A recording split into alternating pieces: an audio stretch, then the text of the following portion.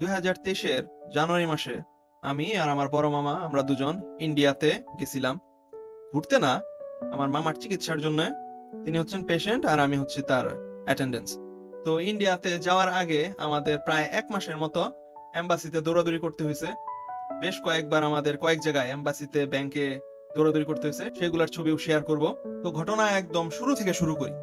15ই December 2022 আমি আর আমার মামা আমরা হচ্ছে যমুনা ফিউচার পার্কে যাচ্ছি।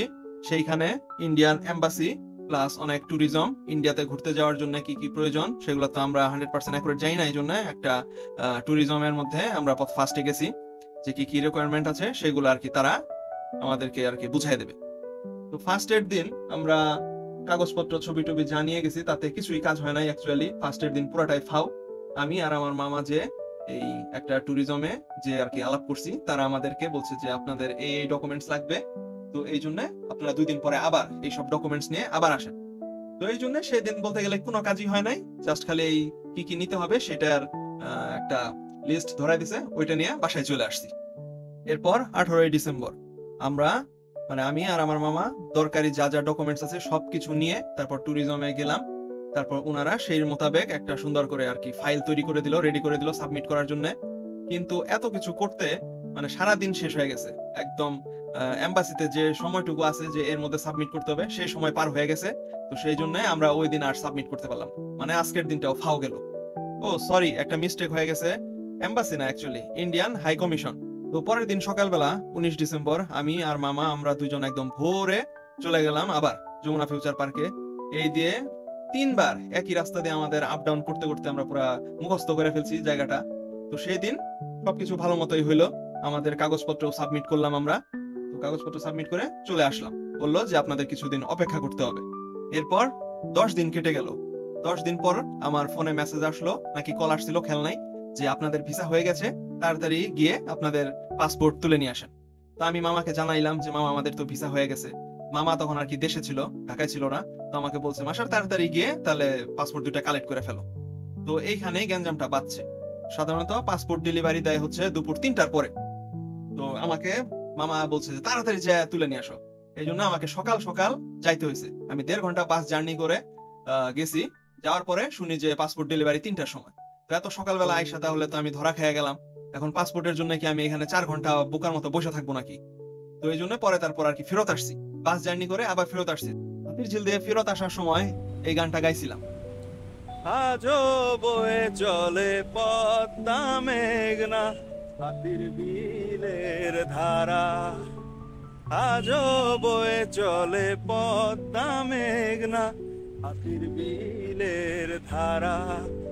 শুধু আদনান আরিফ এক নেই আজ, বদলে গেছে যে তারা। আজো বয়ে চলে পদ্মা মেঘনা। পরের দিন হইতেছে আমার বার্থডে। আমি অলরেডি একটা পার্সেল অর্ডার দিছিলাম আমার জন্য, বার্থডে গিফট হিসেবে নিজেকে নিজে গিফট দেবো, 2টা ফ্যান্টমের কমিক্স বই। তো তারাও আর কি আজকে ডেলিভারি দিতে আসার কথা। তো আমাকে ফোন দিতেছে যে কই আপনি কোথায়, আপনার বাসা কোথায়, ডেলিভারি দিতে আসবো। তো একটা ভালো রকম মুসিবতে পড়ছিলাম।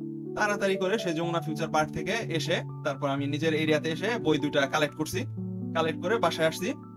তারপর কতক্ষণ রেস্ট নিয়ে দুপুরবেলা আবার বাসা থেকে বের হয়েছি, আবার 1.5 ঘন্টা বাস জার্নি করে তারপর 3টার দিকে যমুনা ফিউচার পার্কে গেছি। সেখানে গিয়ে তারপর হচ্ছে আমার পাসপোর্টটা কালেক্ট করছি লাইন ধরে। পাসপোর্ট 2টা কালেক্টের পরে তারপর একটু মনে স্বস্তি ফিরত পাইলাম, যে যাক বাবা বড় একটা ঝামেলা থেকে পাচ্ছি। তো এতবার আপ ডাউনের ফলে মন মেজাজ খারাপ। তো ভাবছি এখনই আবার কিসে ফেরত যাবো, একটু যমুনা ফিউচার পার্কে ঘুরে যাই। তো ঘুরলাম, এত বিশাল বড় যমুনা ফিউচার পার্ক, মাঝখান দিয়ে হারায়ও গেলাম, তারপর ব্লকবাস্টারেও গেলাম। কিন্তু সিনেমা দেখি নাই, সিনেমা পরে দেখবো।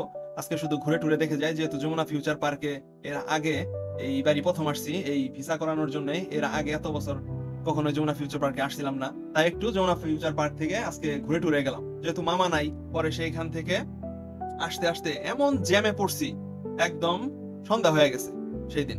মানে সেদিন আমার অবস্থা যে কি, 2বার যমুনা ফিউচার পার্কে আপ ডাউন করে একদম অবস্থা কাহিল।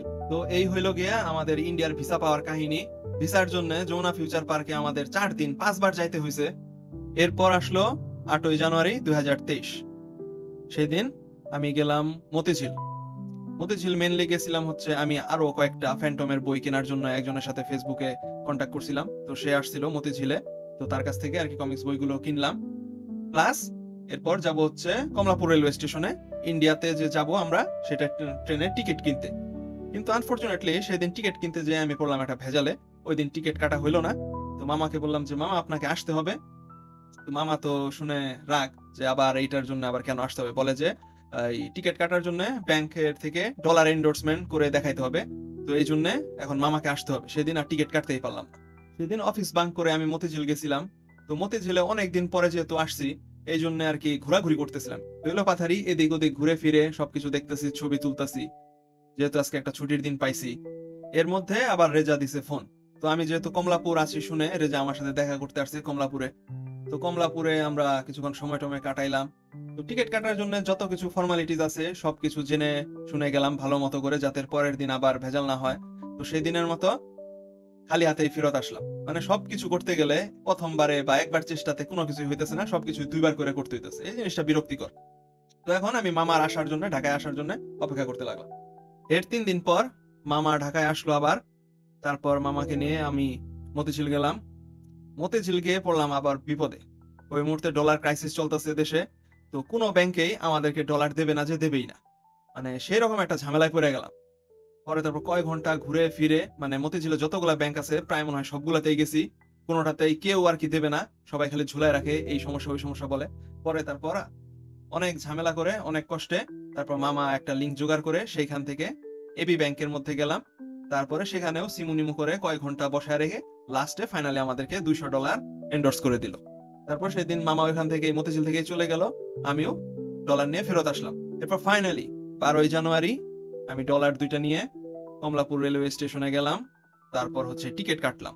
কিন্তু টিকিট কাটতে গিয়েও আরেকটা ঝামেলা, আমরা যাইতে চাইছিলাম 14 তারিখ নাকি 15 তারিখ, কিন্তু সেই দিনকার কোনো টিকিট অ্যাভেলেবল না, যার কারণে 2 দিন লেট করে 17 তারিখের টিকিটটা কাটতে হলো আমাদের। এদিকে মামার অফিসের যে 1.5 মাসের ছুটি নিছিল সেই ছুটি ফুরায় যেতেছে, অলরেডি আধা মাস শেষ, এই টিকিট কাটতে কাটতেই আধা মাস ছুটি চলে গেল। তো ফাইনালি ডিসাইড হলো যে আমরা 17ই জানুয়ারি ইন্ডিয়ার উদ্দেশ্যে রওনা দেব। সো ফাইনালি 17ই জানুয়ারি এলো, আমরা ইন্ডিয়াতে যাব।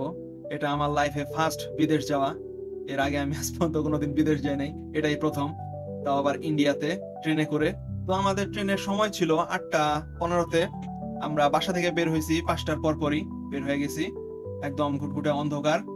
তো এর মধ্যে সিএনজি পাই না, পরে একটা যখন পেলাম, এখন ভাড়া আর কি বেশি চাইতেছে। তো আমি মামাকে বললাম যে মামা বিদেশ যেতেছি, একটা ক্রুশিয়াল মোমেন্ট, এই সময় ভাড়া নিয়ে বার্গেনিং করেন না, এখন সিএনজি টেনজি কিচ্ছু নাই, এই ভোর 5টার সময় যেটা আর কি পাইছি যা চাই দিয়ে দেন। তো মামা পরে রাজি হয়ে গেল। তারপর সেই সিএনজিতে করে একদম একটানে আমরা আমাদের গন্তব্যে পৌঁছে গেলাম। ও ভালো কথা, আমরা কিন্তু কমলাপুর রেলওয়ে স্টেশন থেকে আর কি যাচ্ছি না, আমরা হচ্ছে ক্যান্টনমেন্ট, যে হোটেল রেডিসনের পেছনে যে স্টেশন সেইখান থেকে আর কি আমাদের ট্রেনটা ছাড়বে, তো আমরা ক্যান্টনমেন্ট যাচ্ছি। ভোর 5টার পর পর রাস্তা একদম ফাঁকা, তো আমরা মাত্র 20 মিনিটের মধ্যে সিএনজিতে এমন টান দিছে যে 20 মিনিটের মধ্যে আমরা আমাদের বাসার নিচ থেকে একদম ক্যান্টনমেন্টে চলে গেছি।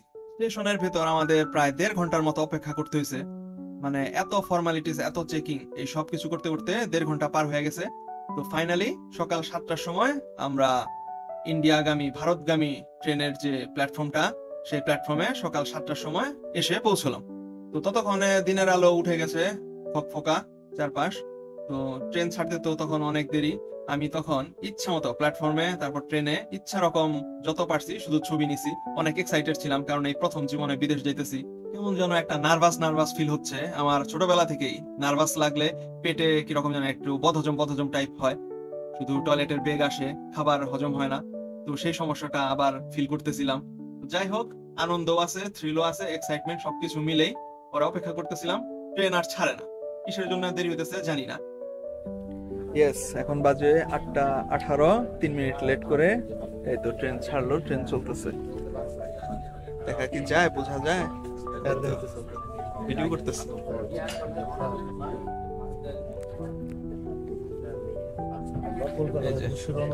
আমরা কলকাতার উদ্দেশ্যে রওনা দিলাম, মাত্র ট্রেনটা ছাড়লো, আল্লাহ ভরসা।